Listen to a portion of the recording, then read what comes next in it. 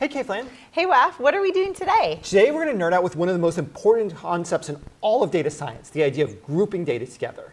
And I think the best way to explain it is to explain it visually and then dive into what we can do once we have some visual data. Let's do a real example. So I've got some dice here. And I'm just going to take a roll of these dice and get a random data set.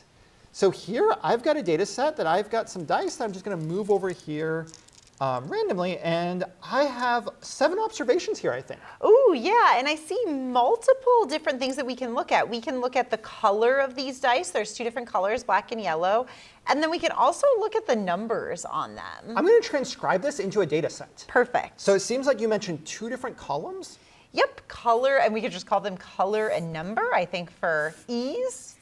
So column named color and a column named number.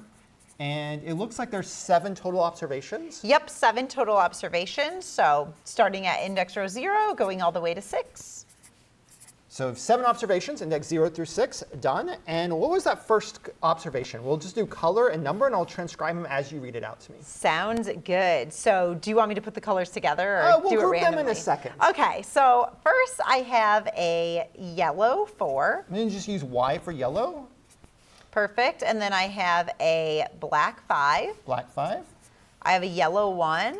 Yellow 1. Yellow 6. Yellow 6. Black 5. Black 5. Yellow 5. Yellow 5. And black 1. And black 1. So now we've got this data set. It's got a bunch of random data in it, but I really want to understand groupings of data because you naturally wanted to kind of put them together. Yeah, I was almost like, oh my gosh, if I'm going to read you this data, I want to do something like this. So what you actually just did was you just grouped data. So there's this concept in Python that we can group data by a unique value. So what this is doing is Karle did a grouping of data based on the contents of the color of the data. So what Karle did was when we do df.groupBy in Python, we can then specify a column name of which column we want to group all the data by, and it's going to group all the all of the data by unique values for that particular column. So here, when we group by color, what we're going to have is grouping by color is going to result in 2 groups.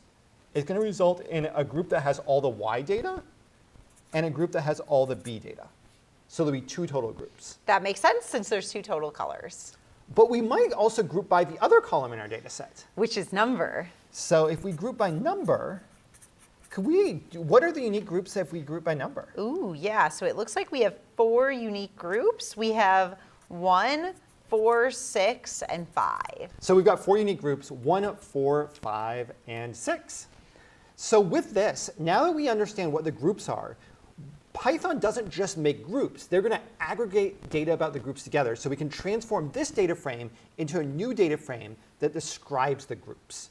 So when we ever do a grouping by, we have to do both df.groupBy, then we have to aggregate the data, and then we have to reset the index. So there's going to be 2 more pieces that we add here. And I'm going to first focus on this aggregation. And there's 2 common ways we can aggregate the data together. So what are 2 common questions you might have about these groups? Ooh, yeah. I guess one would be how many dice are in each group? Okay, so there's 3 dice in this group, 2 dice in this group. Yep, and then 1 in each of these. And this looks like we are simply counting. So this is going to answer the question of how many observations are in each group. And then the second one is we might want to count, but we might also want to sum up what the values in the data of each group is. Ooh, yeah, we might want to add the 2 1s together. We might want to add the 3 5s together. So that makes sense for some. So those are going to be the 2 different ways we might aggregate the data together. So to do this, I want to go ahead and let's just group by color and aggregate the color by both count and sum. And to do that, I'm going to bring a new sheet of paper in and look at the syntax. So what happens when we ask the data frame to group by color and ag by first count.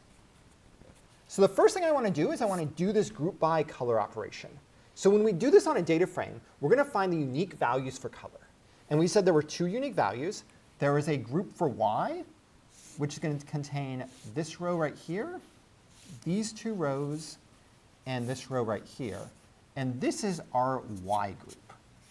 And that also corresponds to a real-life event. So we could group all the yellow dice together, and we have this grouping of yellow dice, which corresponds to rows index 0, 2, 3, and 5. And then this group of black dice, which corresponds to rows 1, 4, and 6. And this is a perfectly corresponds to a real-world event, and we see these groups naturally exist. Yeah, so what would the data frame look like? Yeah, so when we do a group by, the first column of the grouped by data frame will be the column name of what we're grouping by. So we're grouping by color, so the first column will be color, and there will be one row for each individual group. So we're going to have a yellow group and a black group. So we've taken a data frame of 7 rows and made it a data frame of just 2 rows. And then every other column is going to be all the other columns in the data frame. So this second column here is just going to be number. And then we have to ask, what are we grouping by, or what are we aggregating by? And we're aggregating by count. So for the group that has all of the yellow rows, we'll count how many observations there are for the data number. And how many different rows of data do we have a number? 4 rows. And there's 4 dice. And there's 4 dice. So this checks out. And if we're now looking at the color, the group B, which corresponds to the black dice, or rows index 1, 4, and 6, how many rows have data for the column number? 3. 3. So this is the result of df.groupby.ag of count.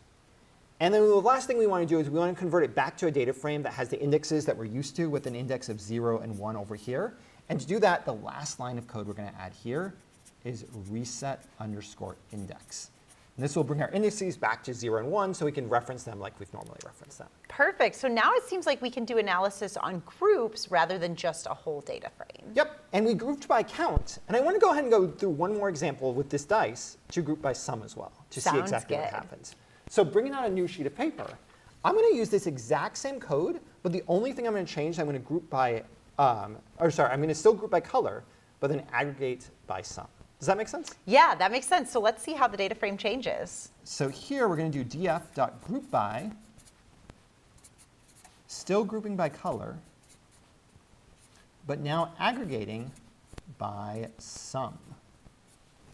And to do this, we're going to still be grouping by color. So that means the first row in our output, or first column in our output, will be the name of the column we're grouping by. So it'll be color. And we know there are 2 unique values for color. So we know there's going to be a resultant group Y and a resultant group of B. And now for all of the other columns, instead of asking the count of how many rows have data, for number, we're going to ask the sum of all of the rows that have data for number with the color Y.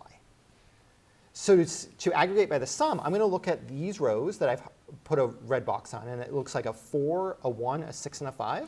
Yep, so 4 plus 1 is 5, plus 6 is 11, plus 5 is 16. 16. So when we aggregate by sum, the sum of the number column for all of the rows that have a color of Y is going to be 16.